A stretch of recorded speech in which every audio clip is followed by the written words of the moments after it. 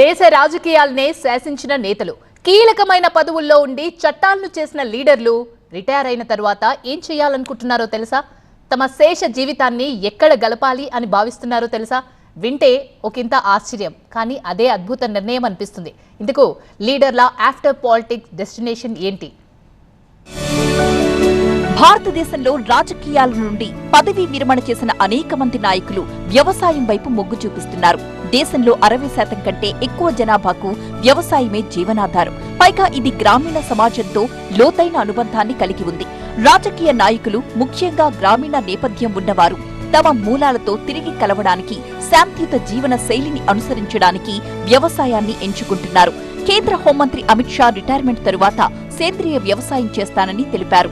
అంతేకాదు, వేదాల అధ్యయనం చేయాలని, ఇది ఆరోగ్యకరమైన జీవన శైలికి మార్గమని అన్నారు షా.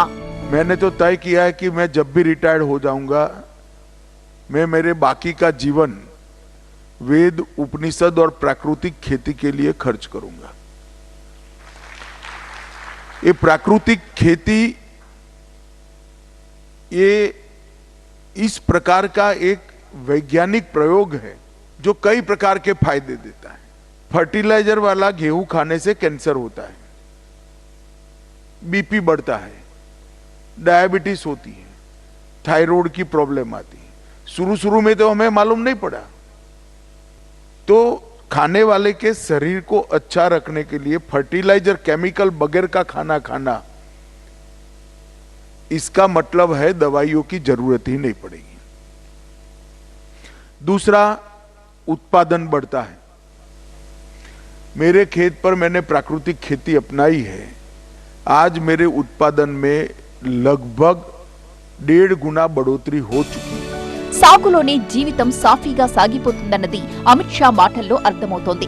బీజేపీలో దశాబ్దాలుగా కీలక నాయకుడిగా ఉన్న అమిత్ షా రాజకీయ వ్యూహకర్తగా పేరుగాంచారు.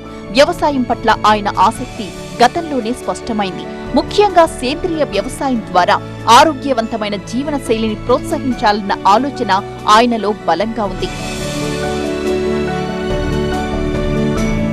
అమిత్ షా మాత్రమే కాదు, గుజరాత్ మాజీ ముఖ్యమంత్రి, దివంగత నేత విజయ్ రూపానీ కూడా రిటైర్ అయ్యాక వ్యవసాయం చేస్తూ తన శేష జీవితం గడిపారు. అహ్మదాబాద్ విమాన ప్రమాదంలో చనిపోయే ముందు వరకు ఆయన ఫార్మర్ గానే జీవనం సాగించారని చెబుతున్నారు సన్నిహితులు. రూపానీ గుజరాత్లోని రాజ్కోట్లో వ్యవసాయ నేపథ్యం కలిగిన కుటుంబంలో పుట్టారు. ఆయన సీఎంగా ఉన్న సమయంలో వ్యవసాయ అభివృద్ధి కోసం అనేక పథకాల్ని అమలు చేశారు కూడా. మన ఏపీకి చెందిన నేతలు కూడా రిటైర్ అయిన తరువాత వ్యవసాయం వైపే మొగ్గు చూపించారు. వైసీపీ నుంచి బయటకొచ్చి రాజ్యసభ సభ్యత్వానికి రాజీనామా చేసిన విజయసాయిరెడ్డి కూడా తన శేష జీవితాన్ని వ్యవసాయానికే అంకితమని ప్రకటించారు. ఏపీలోని నెల్లూరు జిల్లాలో వ్యవసాయ కుటుంబంలో జన్మించిన విజయసాయి చార్టర్డ్ అకౌంటెంట్ గా వృత్తిని కొనసాగించారు. తన రిటైర్మెంట్ తరువాత వ్యవసాయం చేస్తూ గడపాలని నిర్ణయించారు. నేనేం చెప్పాను? నేను వ్యవసాయం చేసుకుంటానని చెప్పాను. వ్యవసాయం చేసుకుంటున్నాను. వ్యవసాయం అని అంటే వ్యవసాయమే. నేను నిజంగా కూడా అదే చేసుకుంటున్నాను. అలాగే కాంగ్రెస్ నాయకుడు రఘువీరారెడ్డి కూడా రిటైర్మెంట్ తరువాత వ్యవసాయం చేస్తూ తన శేష జీవితాన్ని కొనసాగిస్తున్నారు. వ్యవసాయ శాఖ మంత్రిగా పనిచేసిన అనుభవంతో రిటైర్మెంట్ తరువాత పొలంలోనే ఎక్కువ సమయాన్ని గడుపుతున్నారు రఘువీరారెడ్డి. రాజకీయ నాయకులు వ్యవసాయాన్ని ఎంచుకోవడం వెనుక బలమైన కారణాలు ఉన్నాయంటున్నారు విశ్లేషకులు. వ్యవసాయం ఒక ప్రశాంతమైన, స్థిరమైన జీవన శైలిని అందిస్తోంది.